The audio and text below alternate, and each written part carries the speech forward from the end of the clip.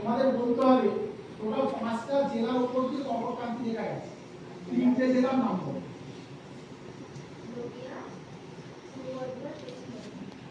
আর বাহ 5টাই বলেছি, সঠিক উত্তর দিয়েছে। তাহলে পশ্চিমবঙ্গের ওপর দিয়ে একদম মাঝ বরাবর আমাদের যে ভৌগোলিক রেখা রয়েছে তার মধ্যে কর্কটক্রান্তি রেখা একটা বিশেষ। কর্কটক্রান্তির অক্ষাংশ কত? কর্কটক্রান্তির অক্ষাংশ কত বলো? 23.5 শুরু হয়, 23.5 উত্তর করতে পারে আর 23.5 দক্ষিণ হয়। ঠিক আছে, এরপর তোমাদের প্রশ্ন।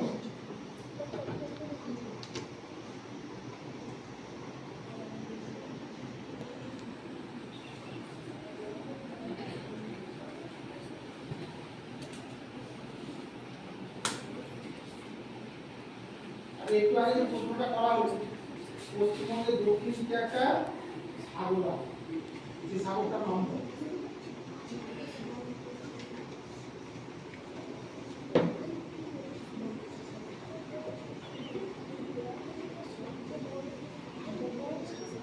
বলো, যা কিছু একটা বলতে হবে না। তোমাদের না, সঠিক উত্তর বঙ্গোপসাগর। বুঝছে? এটা হচ্ছে টিম বি, টিম বি 5। তাহলে এখানে প্রথম রাউন্ড শেষ হলো। বুঝছে? এবার বি ভারতবর্ষ কেন পৃথিবীর খুব বিখ্যাত সেই সৌমিত্রটা কোন জেলার মুখ আলোচনা করে বলো।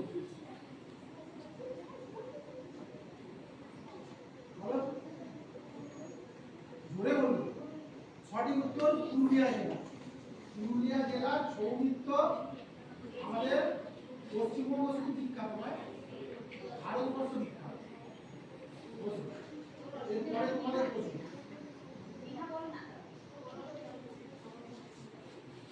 আমাদের পশ্চিমবঙ্গে আর একটা, ওটা নৃত্য নয়, বাউল গান, তাই তো? বাউল গান এটা কোন জেলার গান? তোমরা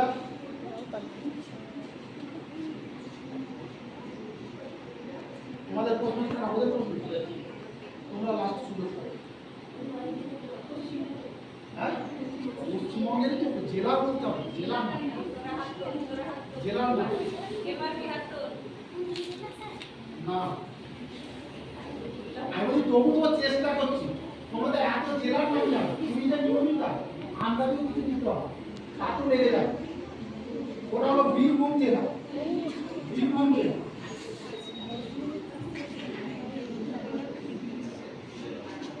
তোমাদের প্রশ্ন। আচ্ছা, পশ্চিমবঙ্গের একটা আর্ট হচ্ছে মাটির পুতুল তৈরি, বুঝেছেন? সেই মাটির পুতুলের জন্য কোন জেলা বিখ্যাত?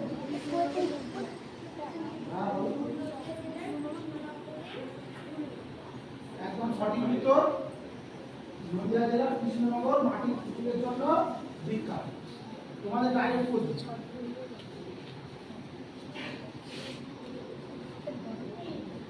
আমাদের পশ্চিমবঙ্গে শান্তিতে নোবেল পুরস্কার পেয়েছিল কে?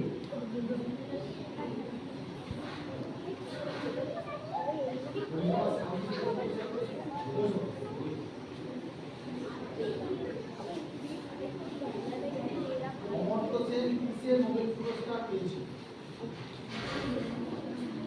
ঈশ্বরের প্রশ্নটা কি? আরে প্রশ্নটা বাতিল করবে, কারণ আমি উত্তরটা বলে দেব। আর তোমাদের প্রশ্ন ছিল তাই তো?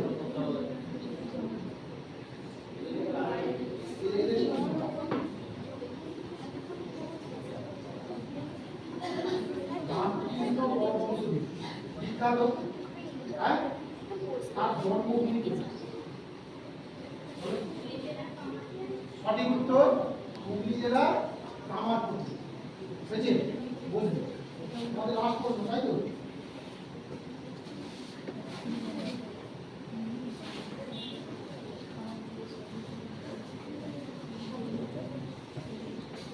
রামকৃষ্ণ যেখানে সাধনা করি সেই সাধনা স্থলটা কোথায়? বিখ্যাত একটা জায়গা যেখানে রামকৃষ্ণ তার বেশিরভাগ জীবন কাটিয়েছে এবং তার সাধনা স্থল ছিল সেইখানে।